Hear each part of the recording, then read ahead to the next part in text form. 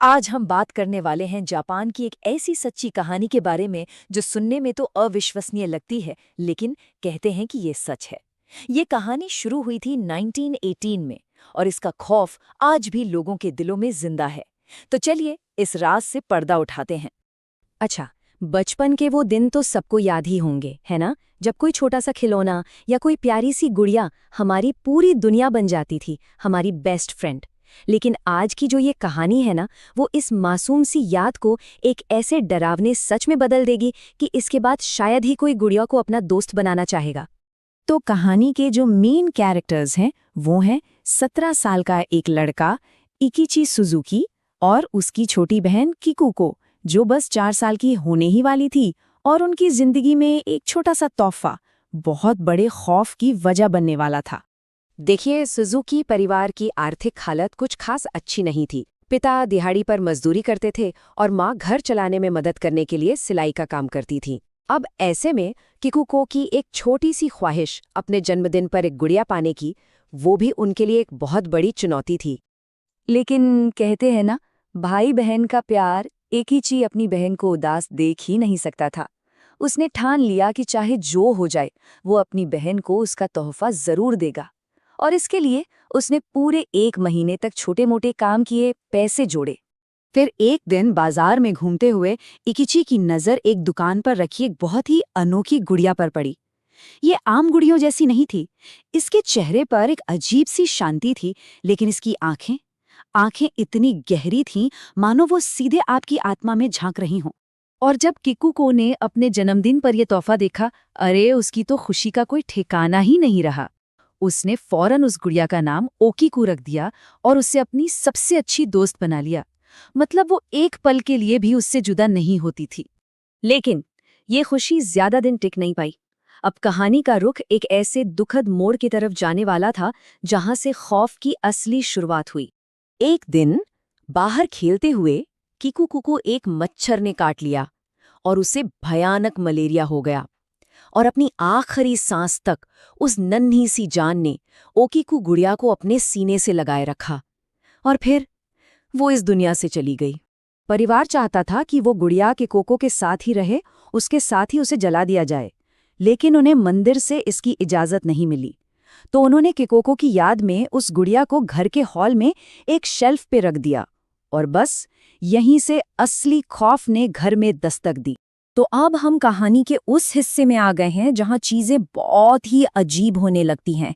परिवार के दुख के साथ साथ अब घर में एक अनजाना, एक अजीब सा डर भी पलने लगा था। शुरुआत में तो रात में हल्की हल्की आवाजें आती थीं, जैसे कोई बच्चा फुसफुसा रहा हो।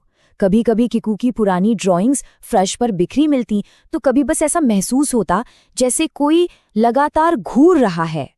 लेकिन पहला पहला ठोस सबूत जो वाकई में चौंकाने वाला था, वो तब मिला जब इकिची ने एक अजीब सी बात पर गौर किया। गुड़िया के बाल, जो पहले करीने से गर्दन तक कटे हुए थे, वो अब लंबे होकर उसके कंधों को छूने लगे थे। और इतना ही नहीं, उनका रंग भी अब इंसानी बालों की तरह भूरा हो रहा था। माँ को लगा कि शायद ये उनका वहम है, और उन्होंने गुड़िया के बाल वापस पहले जैसे छोटे काट दिए। ये शायद उनकी जिंदगी की सबसे बड़ी गलती थी, क्योंकि इसके बाद जो होना था वो और भी भयानक था। उसी रात माँ को एक बहुत ही भयानक सपना आया। सपने में उन्होंने देखा कि किकू को बहुत रो रही है क्योंकि उन्होंने उसकी गुड़िया के बाल काट दिए। और फिर अचानक किकुको का चेहरा गुस्से से बिगड़ा और गुड़िया के चेहरे में बदल गया। माँ एक जोर की चीख के साथ उठी और जो उन्होंने देखा उससे उनके होश उड़ गए। वो ओकीकू गुड़िया उनकी छाती पर बैठी थी। इस एक घटना के बाद घर में जो डर का माहौल था वो अब आतंक में बदल गया। अब जो कुछ भी हो रहा था वो सिर्फ अजीब नहीं था, वो खतरनाक था। और ये कोई कुछ दिनों या महीनों की बात नहीं थी। सुजुकी परिवार ने इस आतंक को 1-2 साल नहीं बल्कि पूरे 20 साल तक झेला।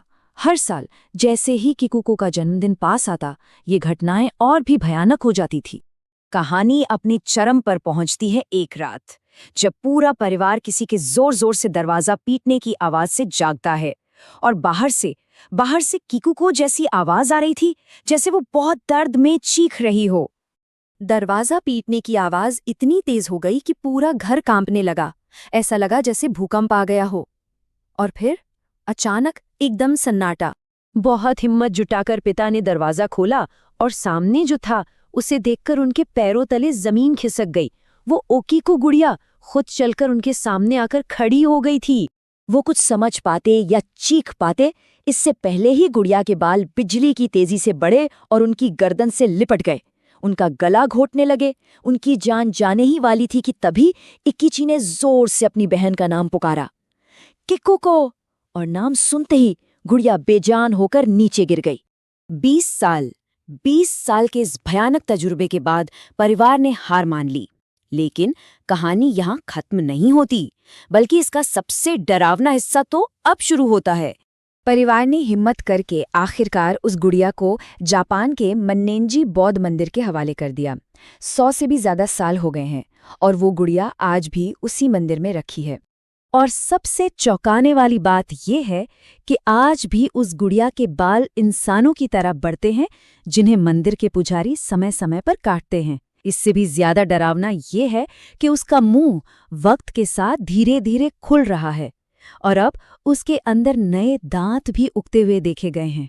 वहां तस्वीरें लेना सख्त मना है। तो सवाल यही उठता है कि क्या वाकई उस गुड़िया में किकुको की आत्मा कैद है, जो अपने परिवार से दूर नहीं होना चाहती थी, या फिर इसके पीछे कोई काली और गहरी ताकत है। ये एक ऐसा रहस्य है जो आज तक अनसुलझा है।